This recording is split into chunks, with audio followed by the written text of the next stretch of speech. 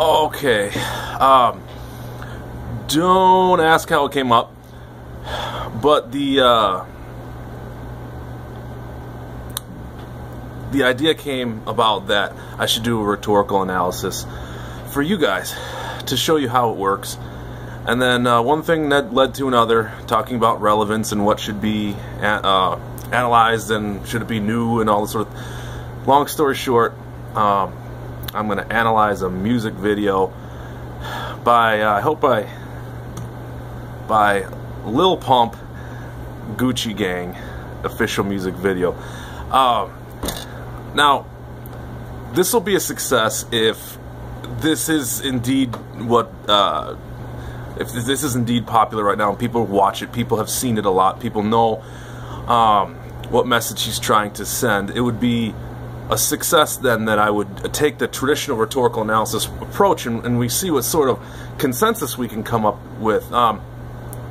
It would be a failure though if it doesn't do that, especially since this is not necessarily school appropriate.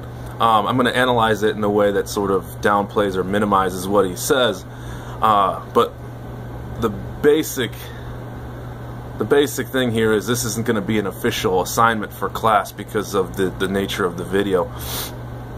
But let's see what happens, and please let me know if this was worthwhile or if I maybe tiptoed too close to the line here. But let's get after it. First off, when we're doing a rhetorical analysis, we have to take a really zoomed out picture first, and don't dive into things too quickly. It's clear to me after watching the video 2, 3, 4 times that the words or the lyrics themselves I would put at third priority in conveying this guy's message, and I say that for a couple of reasons. One is that the lyrics are very simple and repetitive. And one of the things that does, from an authorial standpoint, is it deprioritizes them. It makes them not as cognitively burdensome. Puts it in the back of the mind, and then you're free to make other associations. And what are those associations? Really in-your-face, hyperbolic, hyper-realistic visual images. Just an onslaught of them. And so I would, and then also, even above the lyrics themselves, again, is his lyrical delivery. I have another reason for why the lyrical delivery, the vocalization, is more important. First off, the rap tradition is verbal more than it is written, and second off, syllabic manipulations that would happen if you're reading it on the word get bent by his vocal delivery. He overpowers the natural natural cadence of some of his words to prove a point or to make some sort of musical quip that matches the percussive elements of the rap video. So I see that being another shred of evidence that he's putting the tonal delivery over the lyrics themselves. So one difference between this rhetorical analysis and a lot of, or most of them that you'll do is those you'll start with the word and you'll look at the word as the primary vessel of meaning. So this is going to start off a little bit more about the music video visuals and the delivery, and we'll get to the words once that foundation has been set. Okay, I train you guys to think of the allegory of the marionette with the marionetteer making that marionette dance, and how English in its DNA is the marionette at the bottom. The plot structure, the who, what, where, why, when, looking at the post-production, and this is where you talk about climax or even symbolism. You would ask yourself questions about, you know, why was the tiger, well, not even why was the tiger put there, but it would be that question's framed within the art piece. What is it saying within the artistic message, more so than what does that say about the rapper. And surprisingly, I think a lot of people will laugh at this because you might think that I'm going deeper into this than it was intended. I reject that. Here's an example. The tiger is symbolic, and it's as resonant of a symbol as a lot of the symbols we see in class from the masters. Like I said, I know you think that's funny, but let's look at that. Why did he choose? Okay, we're already starting to get past the marionette and look at the marionetteer's hand.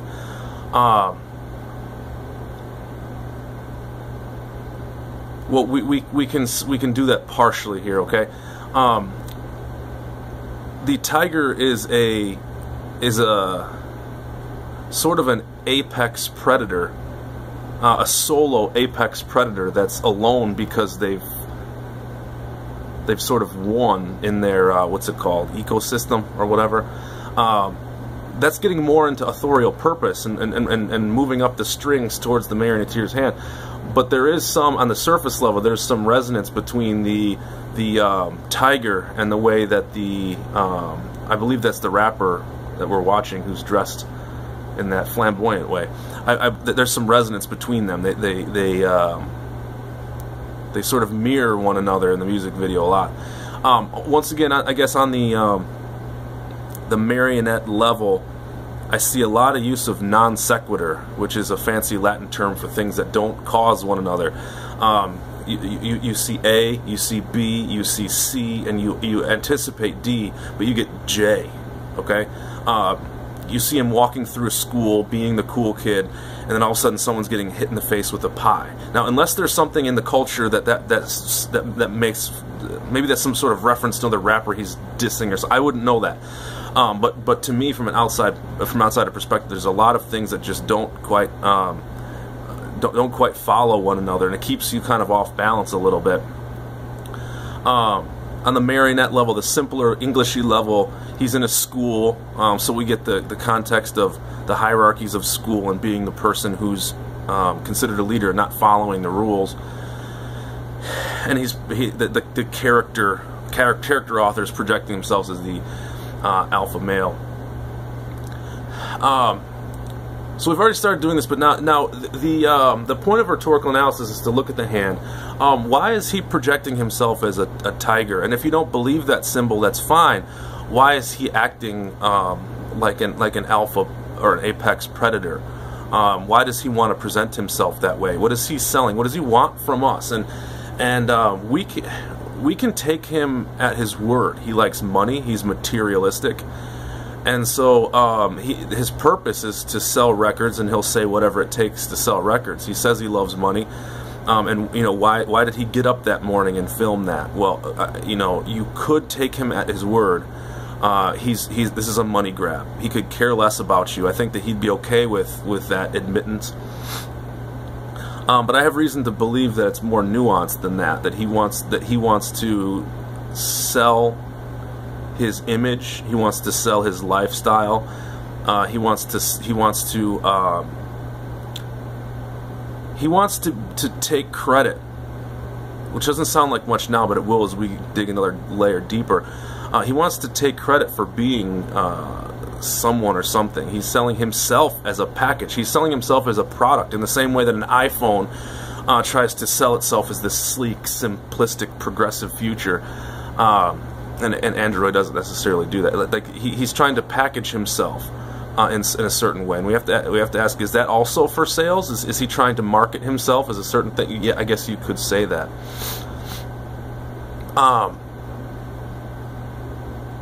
Now we have plenty to work with already when we're looking at authorial purposes and the choices that he's made.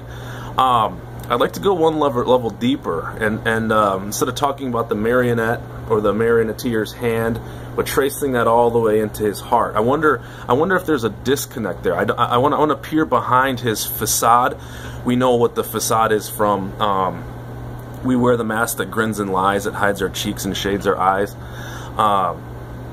This debt we pay to human guile, with torn and bleeding hearts we smile, and mouth with myriad subtleties. The Paul Lawrence Dunbar poem. We've studied this, and we've studied Holden Caulfield. People have facades. They project something, and they want people to think a certain thing about them that's not always true, or what Holden would say is never true. It's all hypocrisy. It's turtles all the way down. I see in his heart utter destructive, post-apocalyptic nihilism. I think that his message, intentionally or not, sends a message of there being no morals, there's nothing beyond humans. We're meat bags. We're silly, frivolous, superficial animals. We're a slave to our impulses. We have no control, no free will. Sex is about the momentary pleasure. The person's useless to them. And in this way, it's once again, you might say, oh, you're going too far. I think sometimes students say, what is it? You're doing too much. No, he might want you to think that this is superficial. He's just doing a money grab, but this is deep, and in some ways, a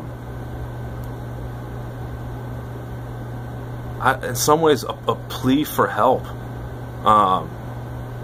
I believe that. See if you stay with me here, if you disagree at some point. We've talked about Platonic versus Aristotelian ideals. The Platonists believe that there's something transcendent about nature. There's something bigger than humans. There's something grander, more complex, and more beautiful, more ideal is the word we use, than humans. And that Platonists call to that. They look up to that. They strive for that. And they always look to improve beyond even what's possible in some cases, which is a negative. And then there's the Aristotelians, who remember, this is paradoxical, and Aristotle more than likely believed in a superior being, but he gave birth to the scientific method, the real method, the realist method, the measurable method. And so this rapper is an Aristotelian.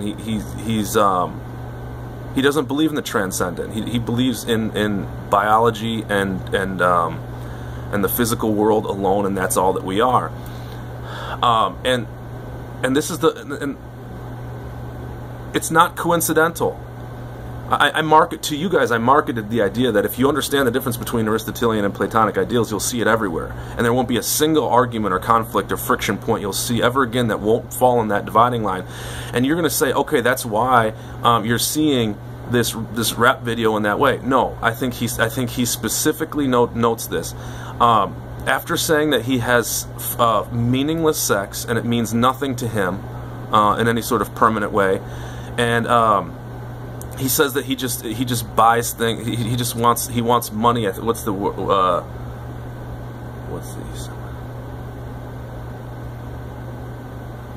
or yeah, he surrounds himself with materialistic goods, cars, objects. After having done that, he goes out of his way to spit on a Platonic ideal. Of all the things he could have chosen, he could have talked about any number of other materialistic things. He goes out of his way to say, I'm not going to buy wedding rings. And he says it, I can't pull a direct quote, it's not appropriate. He goes out of his way to crap all over the idea of wedding rings. What is a wedding ring? It's one of the most important Platonic symbols of modern culture. It's the idea that there are two souls connecting permanently, and that the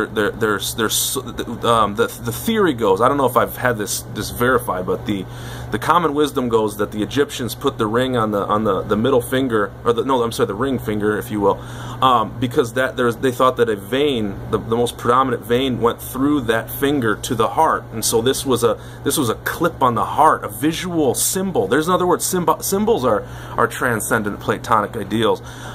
He goes out of his way to take one of the most common Platonic symbols and crap on it. That's intentional. That's the only way you can look at that. Coincidental, you have to go too far to say, oh, it's just random, he's just picking stuff. No, that's an intentional symbol. So here we are, two major symbols that resonate deeply, the tiger and the ring, and I think that that we're starting to lose the ability to debate that this is a superficial or silly or dumb, trivial, meaningless. It's another rap song. There's something going on here. Okay. Now, if you really distill it down into the very soul of this man, he's once again going out of his way to crush all moral rubrics. Oh, you believe in that? I don't. Over and over and over again. That might as well be the theme. Find something that people think is valuable. School, crap on it. Corporations that employ hundreds of thousands of people and allow us to travel to all corners of the world, he craps on that. Take your corporation and shove it, he pretty much says. Can't quote that directly either. So that to me is what his soul is saying. And as a matter of fact, I think that's what his soul wants to believe. As a Platonist myself, I think that a lot of Aristotelians want there to be no rubric, because then they're not held accountable to anything larger than themselves. It doesn't matter if they have frivolous sex. It doesn't matter if they never get married. It doesn't matter that they're buying a car instead of helping people who are impoverished. It doesn't matter. Who cares? Stop caring. So I think that to some extent, this is bias warning here, but part of Papers is saying something confidently. You know, whether or not it's right in some cases, but I think that he's saying this to convince himself. You know, the whole thing, fake it till you make it. Some people act confident, and because they want to believe it too. That's what I see here, at least. Call me crazy. Okay. Let's try out this too.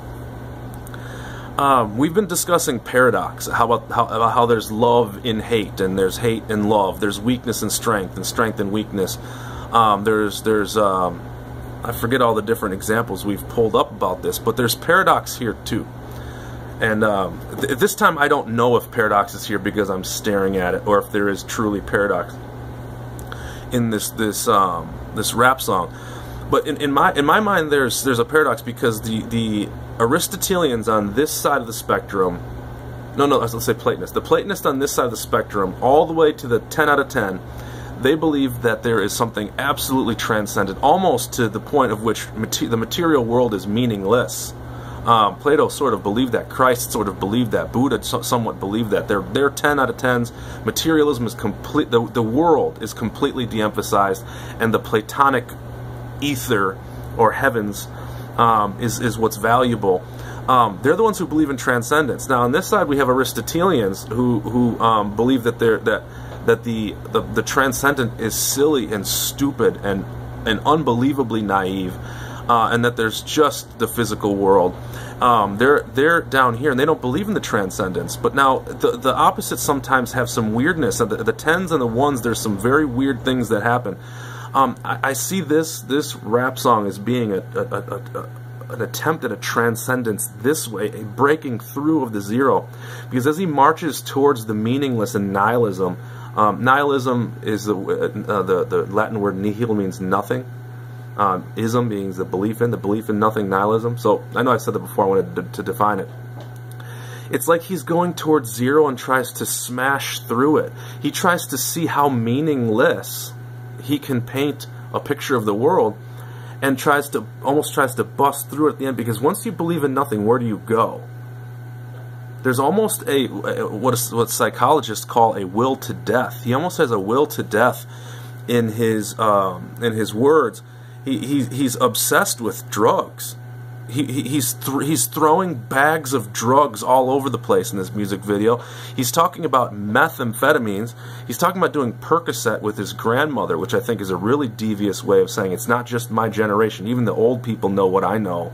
This is the passed down wisdom is not of religion. It's of death and nothingness. Okay. Okay, fine. Maybe I did go too far there. But all right. He tries to go down here to the belief in nothing, and then goes beyond almost to death and nothingness through his medicated nothingness.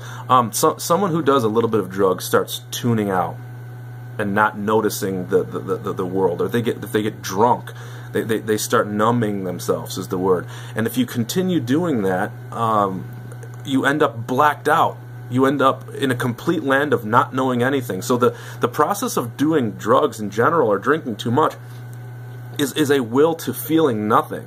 It's a little micro steps towards death, and some people do die from that. Drink too much and you actually take a little tiny step off into the abyss. And so I find his march towards Aristotelian materialism to be a violent one. It's not a violent pressing towards the nihil.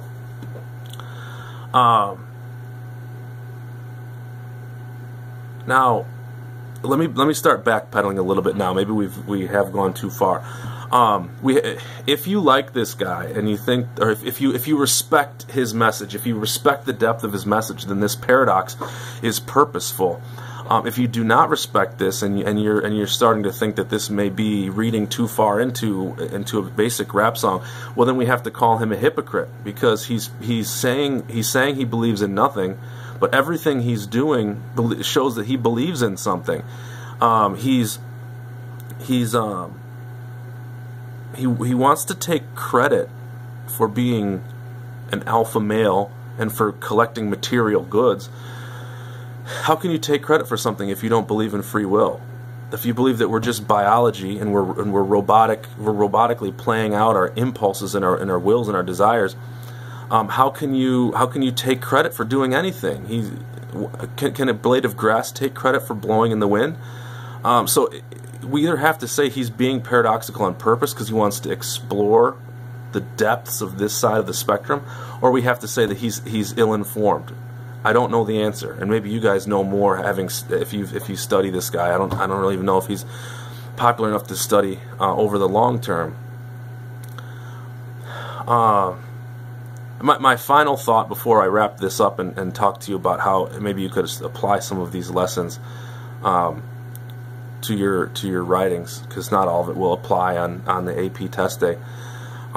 The last thing I'll say content-wise is that it seems to me like he's the exact opposite of what a preacher would see themselves as. A preacher gets paid to stand in front of people and preach a message of transcendence, of beauty and meaning and purpose, and I see him as the exact antithesis to that. And antithesis is another rhetorical term, but he gets paid to stand in front of people and preach that there is nothing. Life is meaningless. There is nothing transcendent. This is all we have. Enjoy the moment. Fry your liver and your brain out a little bit. Who cares?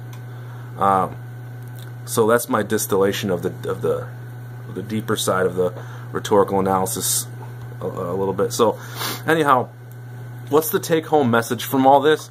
Well, I wanted you to get practice hearing a lot of the language of the behind the curtains. Do I expect that you're going to get an article on the AP, an excerpt on the AP exam, and examine the author's soul? No. No. But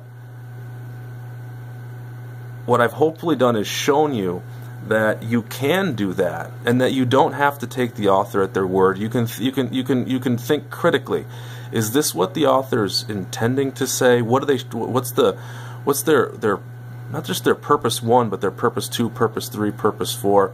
Are they selling? Here's an important chain of reasoning you could have. I taught you this distinction because no matter what they put in front of you, you're going to see someone arguing for an ideal reality, or you're going to be seeing someone arguing for a real reality, which is, I know, a funny way of saying it.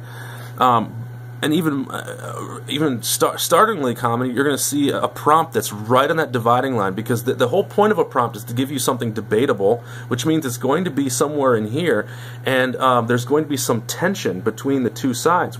How do we approach this? And it's almost always going to be along that dividing line. And so you're going to see someone arguing and calling for a transcendent rubric, a consensus that we can agree upon, a creationary or a rubric creating matrix, if you will. Or you're going to be seeing someone saying, calling into question whether or not that's reasonable, if that consensus is reasonable, or if the accountability of some rubric should be relaxed for whatever purpose. you also can then talk a little bit about the idea that's creationary and destructionary, and you know a little bit about Shiva, and you know about William Golding's grade 1 and grade 2. So there's a lot. I'm helping you with the content here to see what an author's up to, and hopefully speak to it with some measure of confidence. You know, another approach that we'll definitely do in class, but we haven't done yet, is that there are a lot more rhetorical tools you can learn. But I find that starting with the philosophical concepts helps because of the likelihood of you seeing that on the test. If I teach you a specific rhetorical tool like antithesis, I mentioned that one earlier. Antithesis is the purposeful argument for the opposite of a point. If I teach you that may not come up. You know, even metaphors or rhyme or alliteration, those might not be in the text that you see. So we'll get there. We'll get there soon. Let me think if there's any other take-home messages here. I guess you could also learn that anything's really analyzable, whether it's a Hallmark card or a street sign or a presidential message or fine print on a commercial or a rap song. I guess that's a take-home message too. A reiteration of the difference between the superficialities of English and the... I don't like the word superficial. It makes it sound like simple or dumb. That's not what I mean. The surface or post-production value versus the authorial value or behind the curtains value. Let me think if there's anything else. And I guess it's just practice hearing a perspective shift. Once again, let me know if this was helpful at all, and I apologize if I didn't really swear or bring up anything bad, but certainly if you now go and watch the music video and you're not prepared for it, you might be a little bit shocked. So I want to give you that warning. If you're easily offended, don't watch the original music video. Okay, that's it for now. Bye.